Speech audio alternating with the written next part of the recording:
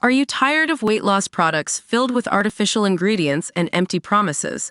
Discover the power of nature with Pure Revive, the ultimate solution for healthy weight loss. Check out the link in the video description now to start your journey with Pure Revive. Why you want Boston? Asked the mock-incredulous hype video voiced by the part owner of Birmingham City FC, who had a decent career dabbling in the other kind of football. Take it from me, warned Tom Brady. That's a bad idea. Hard to disagree after the first game of the best-of-7 NBA Finals. The Boston Celtics crushed the Dallas Mavericks, 107-89, though at its core, the occasion was a tale of the unwanted. Booed by New York Knicks fans when the team drafted him as the 4th overall pick in 2015, Kristaps Porzingis suffered a torn ACL in 2018 and was traded the following year to the Mavericks, where he was again dogged by injury and struggled in Luka Doncic's shadow. Dispatched to the woeful Washington Wizards in 2022, the 7 feet 2 inches Latvian was sent to the Celtics last year.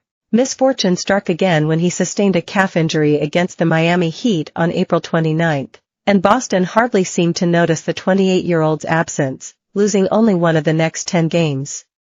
He was conspicuous in his comeback at the TD Garden on Thursday, though, emerging off the bench to catalyze a first quarter that set the tone for much of the night. Porzingis scored 18 points in his first 13 minutes as lethal shooting from distance saw Boston rush to a 17-point lead after the first quarter, extending their advantage to 21 points at the half. In total, Porzingis contributed 20 points, second among the Celtics to Jaylen Brown, with 22. "Man, I'm glad he's back," said his teammate, Jason Tatum, afterwards on ESPN/ABC. "Fighting for a spot on the offensive end, being physical, making plays on both ends of the floor. I thought he played great," said the Boston head coach, Joe Mazzulla. "I was so into the moment, the crowd, even from the moment that I was walking out to warm up, I was getting goosebumps," Porzingis told ESPN. "Everything just clicked," he said, adding that he is not yet back to full fitness. "A month and a half without playing, it's tough to jump and have the same conditioning as if you were playing all these rounds and all these games. I'm still getting there." The Celtics ran the most efficient regular season offense in league history, with 122.2 points per 100 possessions, and were the best team, with 64 wins. They have carried that form into the postseason and now have 8 successive victories. There was a certain logic to their win on Thursday, an assertion of the natural order against a Dallas unit that had a humdrum 34-28 record as late as March. Boston shredded their cowed and confused opponents, with an intensity bordering on zealotry.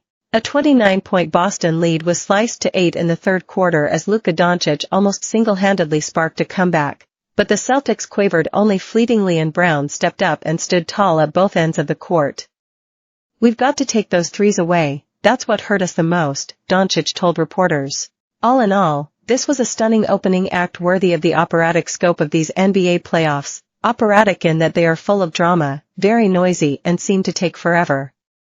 The play-in tournament began on April 16 and the finals will finish at some point from 14 to 23 June, as NBA Commissioner Adam Silver bravely attempts to do his bit for humanity and reverse our shrinking attention spans. However, while fixed dates make logistical sense, and the healing Porzingis was grateful for the break, the modern news cycle is rushed and evanescent. Dallas had not played for a week, while Boston's previous game was on May 27, so long ago that the likely next leader of the free world was not yet a convicted felon. The effect of the weight on the television ratings will matter, perhaps more than ever. It was reported this week that the NBA is poised to agree a new broadcast rights deal worth as much as $76 billion over 11 years, though Silver demurred in a pre-game press conference.